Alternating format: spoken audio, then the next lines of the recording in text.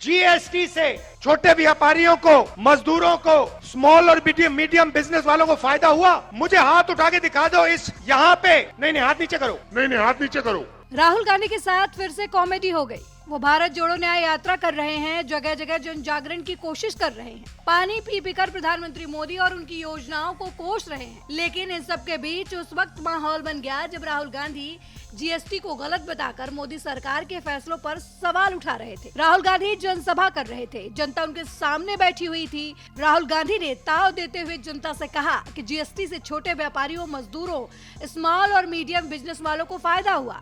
इसके आगे राहुल गांधी कहते हैं कि मुझे हाथ उठाकर दिखा दो।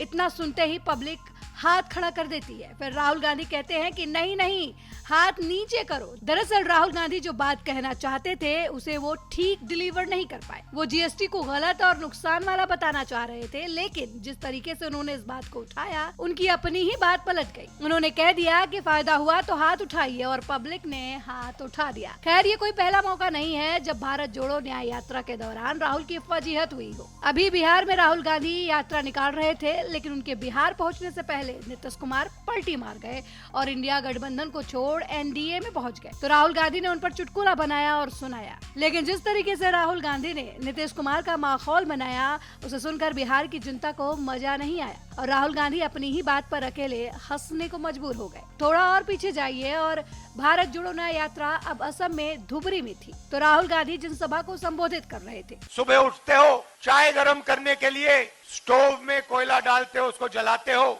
स्टोव में कोयला डालते हो, उसको जलाते हो। राहुल ने भाषण के बीच में कहा कि आप सुबह उठते हो, चाय गर्म करने के लिए स्टोव में कोयला डालते हो तो उसे जलाते हो। यहाँ भी राहुल गांधी की जुबान फिसल गई और उनके भाषण के इस वीडियो क्लिप को बीजेपी ने हाथों हाथ लपक लिया और सोशल मीडिया पर शेयर करना शुरू कर दिया, जिसके बाद सोशल मीडिया यूजर्स के कई तरीके के कमेंट भी देखने को मिले। अब आप बताइए, राहुल गांधी की भूल चूक माफ वाली वीडियो पर आपकी क्या राय है? अपना जवाब हमें कमेंट में दें और ऐसी देश दुनिया की खबरों के लिए सब्सक्राइब करें आर्या न्यूज।